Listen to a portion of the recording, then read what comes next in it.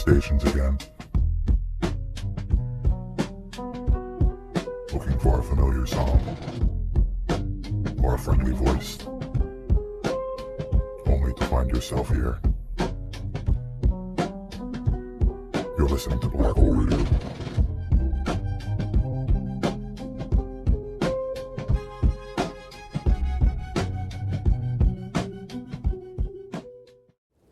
Little green man. The wind screamed in the teeth of the mountain. The steel walls of the observatory stood like a shield. Snow whipped across the ridge. The snowcat sat in the shed. Anyone who tried to take it out on a night like this would have to have a death wish. Inside, it was warm and smelled like chicken soup. Stephen hunched over the stove, stirring a second can into the pot with the care of a man who really enjoyed the stuff. He leaned into the steam. At the table, Alex was eating a sandwich. "How bad do you think it's gonna get?" Alex asked. Stephen shrugged. "Bad enough. Wind chills -90. Gusts of 150 last I looked." They'd lost radio communication an hour earlier. The satellite link had followed. No one panicked. That was life on the summit. When Mother Nature closed her fist, you hunkered down and hoped she didn't squeeze. Stephen crushed a handful of saltine crackers into his soup. Waiting was part of the work. Ryan was brushing his teeth in the bathroom, standing in his thermal underwear, planning to hit the rack early. 29 years old. It was his first winter on the mountain. He spat into the basin and checked his reflection, listening to the storm howl outside. Weather like this made it feel like they could be the last people on Earth and not even know. Ryan didn't see the flash of light outside, but he would have, had he still been looking in the mirror. The craft came down on a gust of wind, silent except for a soft whump as it landed in the snow. It was small, no bigger than a garbage bin. Its hull shimmered beneath a shell of eerie green light. The snow hissed and vaporized, running down the barrier in little rivulets. A small hatch irised open. Something stepped out, no more than a couple of feet tall.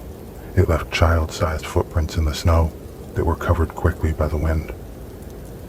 It moved with predatory agility toward the observatory. Inside, Stephen was just sitting down with his soup as the alien intruder breached the facility undetected. Ryan, now half asleep, opened his eyes. There had been a soft sound near the bunkroom door, but he saw nothing. "Damn storm," he muttered. He didn't see the alien standing at the foot of his bed, its skin the color of pond scum, slick and smooth. It had no nose. Its mouth was a tiny, narrow slit. Its eyes, two enormous black bulbs, reflecting the entire room, even in the darkness. It watched him turn. From a belt around its waist, it pulled something like a miniature vacuum nozzle.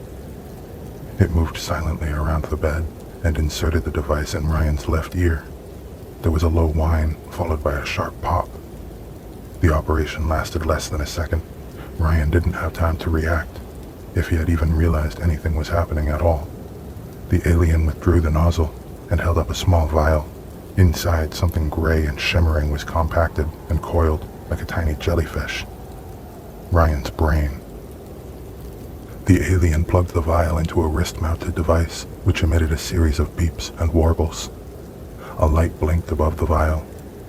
The alien turned its gaze to the doorway. In the kitchen's harsh white light, Stephen slurped his soup. Alex had finished his sandwich, and now neither were speaking. It was late. They were tired. Then the floor creaked in the hall. Stephen looked up. Ryan was standing in the doorway, in his underwear. He looked confused. His eyes fluttered. His jaw flexed and stretched. "Ryan?" Stephen asked, blinking. Ryan stepped forward into the light, looking from Stephen to Alex and back again. Then he froze, his hands opening and closing rapidly at his sides. "Dude," Alex said, "you all right?" Ryan opened his mouth with a stream of broken, garbled noises. Stephen stood. "Ryan, sit down, pal." Ryan kept babbling strings of nonsense, like jagged little beads sliding off a broken thread. "Does he sleepwalk?" Alex asked. "Hell if I know," Stephen muttered out the side of his mouth as he approached Ryan. "Looks like a stroke to me." He reached out. "It's all right, man. Just sit down." Stephen put a hand on Ryan's shoulder, and Ryan screamed. It was a terrible, metallic shriek. Then he lunged.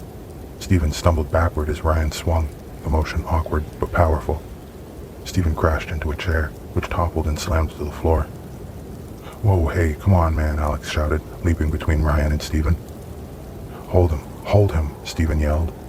"I'm trying," Alex shouted, wrapping his arms around Ryan's torso, trying to pin his arms. Ryan's movement was jerky, puppet-like. His face was blank. He seemed totally unaware. Then Alex shouted, horrified, "Look at his ear." Stephen saw it, a precise, round hole inside Ryan's ear. There was no blood, just an empty, dark cavity. It was wide enough to see the bright white interior of his skull. Stephen's stomach dropped like a stone. "What the hell?" he gasped.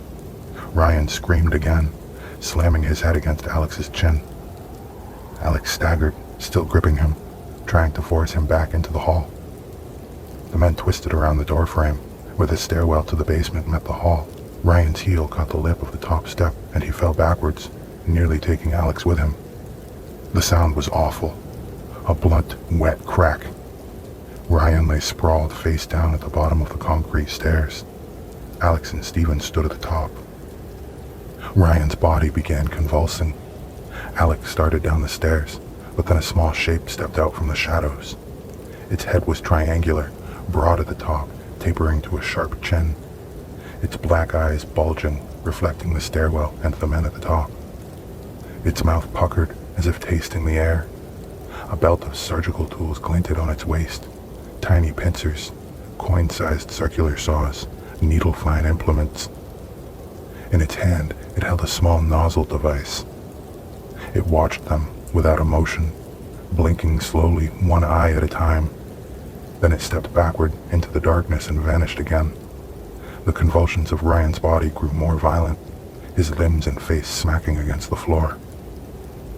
Alex and Stephen stood frozen, in shock. When Stephen finally spoke, it was barely a whisper. "We can't stay here." Alex nodded. "Weather station, let's try that radio." Something clicked and warbled softly in the darkness below.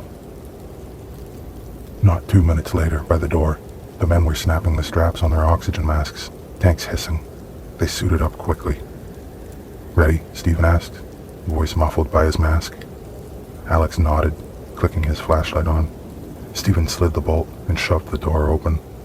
Snow and wind exploded into the room. They moved fast and low, like soldiers ducking under fire. The snow came from every direction. The wind shrieked through their regulators in a thin, eerie whistle. Neither man could see further ahead than 5 or 6 feet. They trudged forward, every step a guess. Somewhere to their left stood the alien spacecraft. Their flashlights found it together. Steam hissed and rose from its surface. It looked less like a ship than a living organism, like a boiling fungal pod, sprouting and smoking. It was waist-high, seamless and glistening. The thing buzzed faintly, like a massive black wasp nest built around a power transformer. They did not linger. The door to the auxiliary building was frozen shut. They took turns ramming their shoulders against it until the ice gave and the door banged inward. Inside it was silent. They kept the lights off and removed their masks. When they reached the radio room, Alex swung the door shut and locked it, and then dragged a heavy desk in front of it for good measure. A few old analog panels sat on the far wall. Stephen dropped into the operator's chair. Alex stood behind him, focusing the beam of his flashlight on the panel as Stephen worked. "This is Stephen Bell, Summit Research Station. We have an emergency situation. Over." Static bled through the speaker. He adjusted a dial, hands shaking in the cold. Then a blip. a voice thin and broken. Copy. This is base. Storm. Morning. Stand by. Stephen seized the mic. Summit Research Station to base. Repeat, we have an emergency. We need evacuation ASAP. He released the transmit button and leaned toward the speaker. The same distant, garbled voice came back again. Storm the lift bar. Stay inside. As soon as we can. The radio dissolved into incomprehensible static. Stephen switched it off. Damn it. We have to wait, Alex said quietly, killing the flashlight. Stephen looked at him, fearful, his grizzled face macabre in the darkness. 5 minutes crawled by, then 10. Neither dared to speak. Then, a soft shuffle in the hallway. Bare feet sliding across the tiles. Stephen, Alex. It was Ryan's voice calling from somewhere out in the hallway, but slow and drawn out. Ghostly. Stephen, Alex, it's me. I slipped. I hurt my head.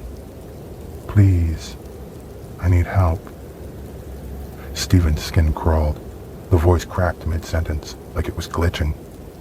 He mouthed the words, "Don't move," to Alex. They could hear him right outside the doorway now. Let me in. Why won't you help me? I'm hurt. They waited. A moment passed, and then silence.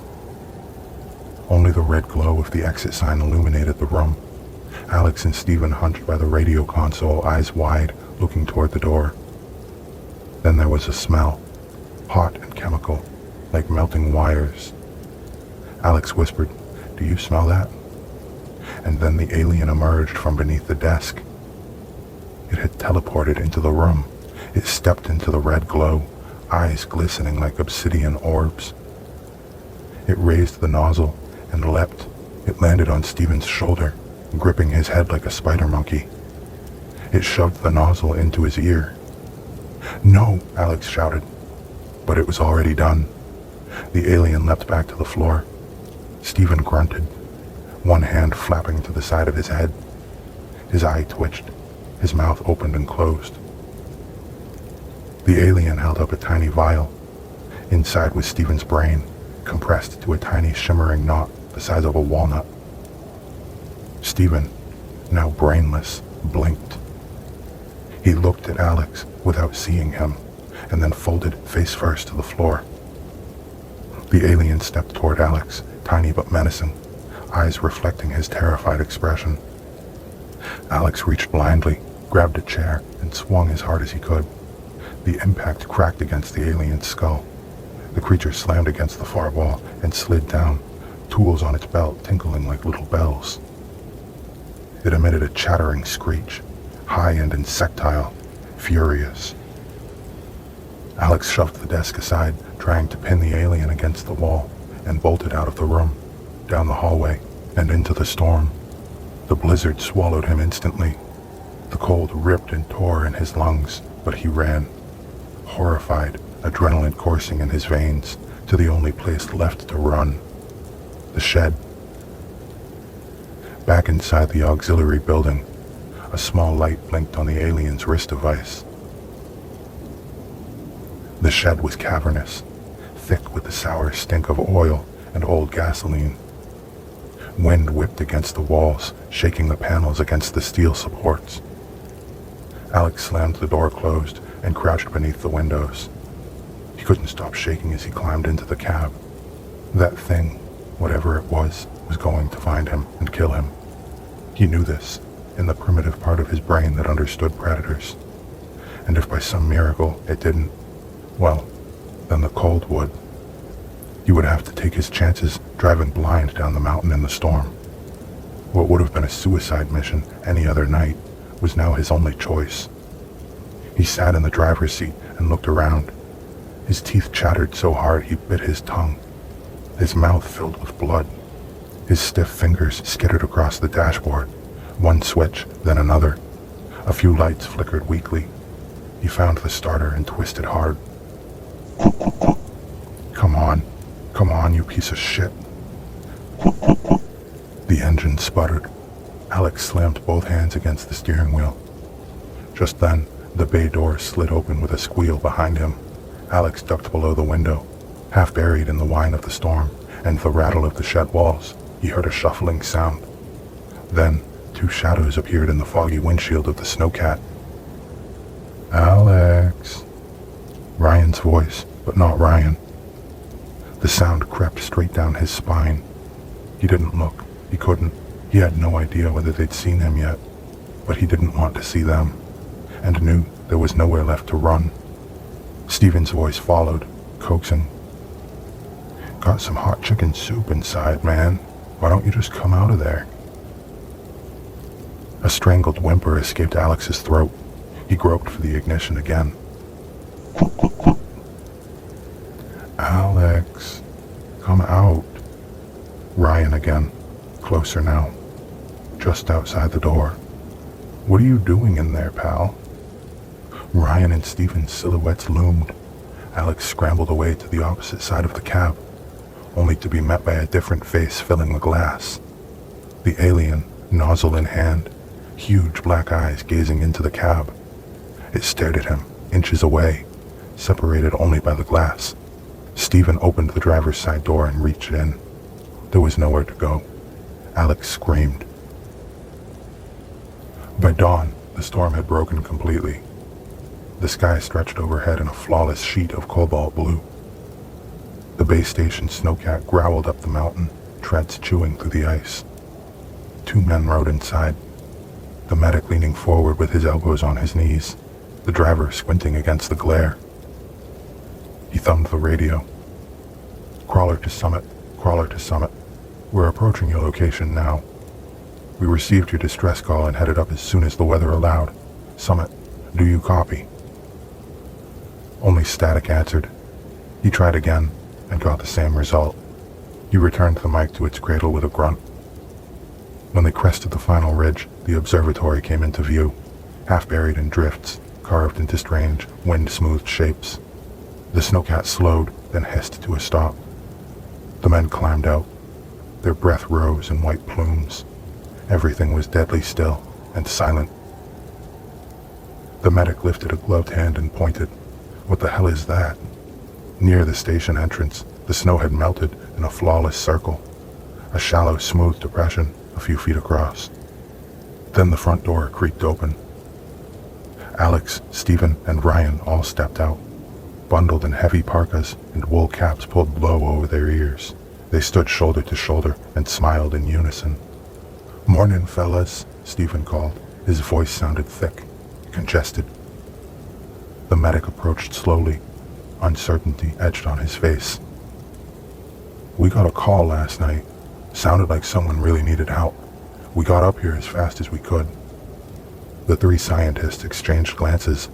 "Huh," Ryan said. "Strange." "Radio's been out up here," Alex added, tilting his head just a little too far. The driver frowned, looking from the strange circle in the snow, then back to the men by the door. "Are you guys sure everything's all right?" "Everything's fine," Alex said. "How about you come inside? We'll get a fresh pot of coffee going, get you warmed up, before you head back."